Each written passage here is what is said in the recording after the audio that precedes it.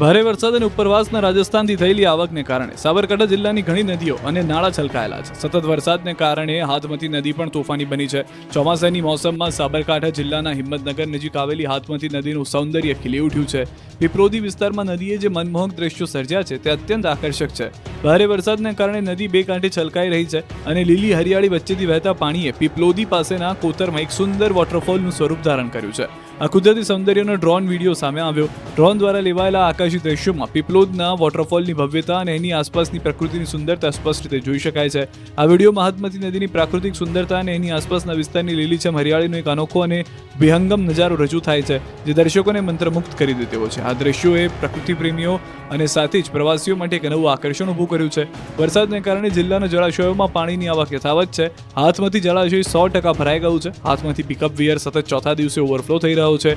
ગુહાઈ જળાશય 94.69% ભરાયું, જો કે હાલમાં એમાં પાણીની આવક બંધ છે. અરણાવ જળાશય 96.31% ભરાયું, જેમાં 235 ક્યુસેક પાણીની આવક અને જાવક નોંધાઈ. આ તરફ સાબરકાંઠાની મેશ્વો નદી બે કાંઠે વહેતી થઈ. ઉપરવાસમાં ભારે વરસાદને કારણે તલોદની આંત્રોલી નજીક પસાર થતી મેશ્વોમાં ધસમસતા પાણી આવ્યા. સતત 3 દિવસથી મેશ્વો નદીમાં પાણીનો પ્રવાહ વહેતો જોવા મળ્યો. રામપુરથી આંત્રોલીનો ડીપ બ્રિજ પરથી પાણી વહેતા વાહન વ્યવહાર ઠપ થયો. ગામની મોટાભાગની જમીન નદી સામે બાજુ આવેલી હોવાથી ખેડૂતો ખેતરે ન જઈ શકે એવી સ્થિતિ સર્જાઈ છે. કેટલાક વાહન ચાલકો અને સ્થાનિકોએ જીવના જોખમે નદી પાર કરતા પણ નજરે પડ્યા. સ્થાનિકો આ નદી પર નવો પુલ બનાવવાની માંગ કરી રહ્યા છે. સાબરકાંઠાના હિંમતનગરમાં ભારે ગાજવીજ સાથે ધોધમાર વરસાદ. હિંમતનગરના આસપાસના વિસ્તારોમાં વરસાદ. મહાવીરનગર, છાપરિયા, સહકારી જીન સહિતના વિસ્તારોમાં વરસાદ. ગ્રામ્યના બેરણા, કાંકણોલ, ગઢોડા સહિતના વિસ્તારોમાં વરસાદ. ભારે વરસાદને લઈને નીચાણવાળા વિસ્તારોમાં પાણી ભરાઈ ગયા છે. તો ઉત્તર ગુજરાતના સરહદી જિલ્લાઓ હાલ પાણી થઈ ગયા છે. રાજસ્થાનમાં તોફાની બેટિંગ અને જિલ્લામાં ભારે વરસાદ બાદ અરવલ્લીમાં નુકસાનના દ્રશ્યો જોવા મળ્યા. બુઢેલીથી પાટિયા ફુવાનો કોઝવે ધસમસતા પાણીમાં ધોવાયો, જેના કારણે બે ગામના વાહન વ્યવહારને અસર પહોંચી. ગઈકાલે આવેલા બુઢેલી નદીના પૂરે તારાજી સર્જી.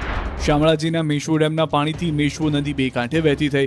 ઉપરવાસમાં ભારે વરસાદને કારણે મેશ્વો નદીમાં પાણી આવ્યા છે. પાણી વધતા ભીલોડા, મોડાસા અને ધનસુરા નદી કિનારાના 20 ગામો એલર્ટ કરાયા. આ તરફ મેઘરજના કુણોલ ગામે કોઝવે પર એક બાઇક ચાલક તણાયો. ગામમાં લોકોએ જીવના જોખમે બાઇક ચાલકનો જીવ બચાવ્યો. કુણોલ ગામમાં આવેલો કોઝવે પર પાણી ફરી વળતા અને તેમાં યુવકે પાણીના પ્રવાહમાં બાઇક ચલાવવાનો પ્રયાસ કર્યો હતો. કોઝવે પર પાણી હોવાથી લોકોને અવરજવર માટે મુશ્કેલી પડી રહી છે. તો ભિલોડામાં ધોધમાર વરસાદ બાદ ઘણા ભાગો તરબોળ થઈ ગયા. શહેરના ગોવિંદનગર, પરમારફળી, વાઘેલાફળીમાં પાણી ભરાયા. સાથે ભિલોડા હિંમતનગર હાઈવે પર પણ પાણી ભરાયા. અરવલ્લીમાં સતત વરસાદ વરસતા ધોધ સક્રિય થયા. સિઝનમાં પ્રથમ વખત સુનસર ધોધનો આટલો આહલાદક નજારો જોવા મળ્યો. ધરતી માતાના મંદિર પાસે ડુંગર પરથી વહે છે આ ધોધ. ઉત્તર ગુજરાતનું મિની કાશ્મીર તરીકે ઓળખાય છે આ વિસ્તાર, જ્યાં કુદરતના ખોળે નયનરમ્ય દ્રશ્યો જોવા મળ્યા. આ તરફ જિલ્લાનો સૌથી મોટો વાત્રક ડેમ છલકાયો. ડેમમાં 12,600 ક્યુસેક પાણીની આવક થઈ. તો ઉપરવાસના વરસાદથી માલપુરના વાત્રક ડેમની મહત્તમ સપાટી વટાવી છે. જે બાદ ડેમના 2 દરવાજા 3 ફૂટ ખોલી નદીમાં પાણી છોડાયું. સાથે નીચાણવાળા ગામોને સતર્ક કરાયા. આ તરફ મેશ્વો નદીના પૂરે ભારે તારાજી સર્જી. નદીમાં ઘોડાપુર બાદ શામળાજીના ખેરંચા પાસેનો રસ્તો બંધ થયો. સાથે 100થી વધુ ખેડૂતો અને પશુપાલકોને મુશ્કેલીનો સામનો કરવો પડ્યો. નદીના પાણી રસ્તા પર ફરી વળતા ખેતરમાં અવરજવર કરવાના રસ્તા બંધ થયા. તો કોઝવે પર પાણી ફરી વળતા સ્થાનિકો પરેશાન થયા. જિલ્લાનો મેશ્વો ડેમ છેલ્લા 4 દિવસથી ઓવરફ્લો છે અને નદીમાં સતત પાણી છોડાઈ રહ્યું છે. આ વિસ્તારના લોકો વૈકલ્પિક રસ્તાની માંગ કરી રહ્યા છે. અરવલ્લીના ભિલોડા પાસે આવેલ સુનસર ધોધ સક્રિય થયો. ધરતી માતાના મંદિર નજીક ડુંગરથી વહેતો આ ધોધ જીવંત બનતા સહેલાણીઓની ભીડ ઉમટી હતી. કુદરતના ખોળે નયનરમ્ય દ્રશ્યો માણવા મોટી સંખ્યામાં પ્રવાસીઓ પહોંચ્યા. ઉત્તર ગુજરાતના મિની કાશ્મીર તરીકે ઓળખાતો સુનસર ધોધ ફરી એકવાર લોકપ્રિય બન્યો. તો ઉપરવાસમાં વરસાદથી ખેડા જિલ્લો તરબોળ થયો. નદીઓ તોફાની બની. ઉપરવાસની આવક અને ભારે વરસાદ બાદ ખેડા જિલ્લાની નદીઓમાં પૂરની સ્થિતિ છે. શેઢી, વાત્રક, મહીસાગર, સાબરમતી નદીમાં ઘોડાપૂર છે. વાત્રક ડેમમાંથી પાણી છોડાતા વાત્રક નદી પ્રચંડ પ્રવાહ સાથે બે કાંઠે વહેતી જોવા મળી. વાત્રક નદીનું જળસ્તર વધતા પહાડગામ પાસે જોખમી દ્રશ્યો પણ કેમેરામાં કેદ થયા. આ પૂરની સ્થિતિ હોવા છતાં કેટલાક લોકો જીવના જોખમે માછીમારી કરતા જોવા મળ્યા. સ્થિતિ જોતા હજુ પણ પાણીનો પ્રવાહ વધવાની શક્યતા છે. આ તરફ પાલ્લા ખાતે સપ્ત નદી સંગમ ખાતે સાબરમતી વાત્રકમાં પણ ઘોડાપૂર છે. મહીસાગર નદીમાં કડાણા ડેમથી 60,000 ક્યુસેક અને પાનમ ડેમમાંથી 1 લાખ ક્યુસેક પાણી છોડાતા આ સ્થિતિ સર્જાઈ છે. હાલમાં સપ્તનદી સંગમ ખાતે નદીઓ જાણે દરિયો બની હોય તેવું લાગી રહ્યું છે. પૂરની પરિસ્થિતિને ધ્યાનમાં રાખીને વહીવટીતંત્રએ નદી કાંઠાના ગામના લોકોને કિનારે ન જવાની સૂચના આપી છે. હાલમાં નદીઓ પર આવેલા 3 બ્રિજ અને કોઝવે બંધ કરવામાં આવ્યા છે. તો 10 રસ્તાઓ ઓવરટેપિંગના કારણે બંધ થઈ ગયા છે. નદીઓમાં પૂરની સ્થિતિને કારણે 13 રસ્તા બંધ છે. ભારે વરસાદ બાદ ખેડાની શેઢી નદીમાં પૂર આવ્યું. ખેડા જિલ્લામાં નદીઓમાં પૂર જેવી સ્થિતિ થતાં 13 જેટલા રસ્તાઓ બંધ કરવામાં આવ્યા. ઉપરવાસમાં વધુ વરસાદને કારણે શેઢી નદીમાં પૂર આવ્યું. ઉમરેઠથી ડાકોરને જોડતા જૂના બ્રિજ ઉપર પાણી ફરી વળ્યા. નીચેના જૂના બ્રિજ ઉપર પાણી ફરી વળતા જૂનો બ્રિજ બંધ કરી ઉમરેઠ તરફથી આવતા વાહન ચાલકોને નવા બ્રિજ ઉપરથી ડાયવર્ઝન અપાયું. શેઢી નદીમાં પૂર આવવાને કારણે ખેડા જિલ્લાના ઠાસરા અને ગળતેશ્વર તાલુકાના ગ્રામ્ય વિસ્તારના 8 રસ્તા બંધ કરાયા. ઠાસરા તાલુકાના ગ્રામ્ય વિસ્તારના 3 રસ્તા, જ્યારે ગળતેશ્વર તાલુકાના ગ્રામ્ય વિસ્તારમાં 5 રસ્તા બંધ કરાયા. શેઢી નદીમાં પાણીનો પ્રવાહ વધવાને કારણે નદી કાંઠે આવેલા ઠાસરા અને ગળતેશ્વર તાલુકાના 21 ગામના લોકોને એલર્ટ કરાયા છે. ખેડા બાદ વાત કરીએ પંચમહાલની. પંચમહાલમાં વરસાદની સ્થિતિ ફક્ત 1 મિનિટમાં જુઓ. મેઘરાજાએ ઓગસ્ટના અંતમાં જોરદાર બેટિંગ કરી અને તેમાં અત્યાર સુધી જ્યાં ઓછો વરસાદ પડ્યો તે વિસ્તારને તરબોળ કરી દીધા. પંચમહાલના મોરવા, હડફ અને ઉપરવાસમાં ભારે વરસાદને પગલે રજાયતા તળાવ ઓવરફ્લો થયું. તળાવ ઓવરફ્લો થતા ધસમસતા પાણી માર્ગો ઉપરથી ખેતરોમાં ફરી વળ્યા. તળાવ નજીક આવેલા ખેતરોમાં પાણી ભરાઈ જતા ડાંગર સહિતના પાકને ભારે નુકસાન થયું. આ તરફ પાનમ ડેમના 8 દરવાજા 15 ફૂટ સુધી ખોલીને પાણી નદીમાં છોડાયું. સાથે જ નદી કાંઠાના વિસ્તારોને એલર્ટ કરાયા. પાનમ જળાશયના કેચમેન્ટ તથા ઉપરવાસ વિસ્તારમાં સતત વરસાદને કારણે ડેમમાં પાણીની આવક વધી છે અને પાનમ ડેમમાંથી પાનમ નદીમાં પાણી છોડવામાં આવતા નદી કાંઠાના શહેરના તાલુકાના 5, મહીસાગર જિલ્લા સંતરામપુરના 2, લુણાવાડાના 9 અને ખાનપુર તાલુકાના 1 ગામને એલર્ટ કરવામાં આવ્યું છે. તો ઉપરવાસમાંથી સતત પાણીની આવક વધતા નોંધાતા જ હડફ ડેમના તમામ દરવાજા 4 ફૂટ ખોલાયા છે. ડેમમાં હાલ પાણીની આવક થતાં ડેમની રૂલ લેવલ સપાટી જાળવવા માટે ડેમમાંથી પાણી નદીમાં છોડવામાં આવી રહ્યું છે. ડેમમાંથી પાણી છોડવામાં આવતા હડફ નદી 2 કાંઠે વહેતી થઈ છે. પંચમહાલમાં એવો પાણીનો પ્રવાહ આવ્યો કે સુડવેલ નદી પરનો આખો કોઝવે ધોવાઈ ગયો. શનિવારે ઉપરવાસમાં થયેલા ભારે વરસાદને કારણે ગોધરાના ભામૈયા સુડવેલ નદીનો કોઝવે ધોવાયો. કોઝવે ઉપર નદીનો ધસમસતા વેગીલો પ્રવાહ વહેતા થતા દર વર્ષે આ પરિસ્થિતિનું નિર્માણ થાય છે, જેને લઈને ભામૈયા અને સરસાવ થઈ 10 થી વધુ ગામોને જોડતો આ આંતરિક મુખ્ય માર્ગ હોવાથી જરૂરિયાતમંદોને ભારે હાલાકી વેઠવી પડે છે.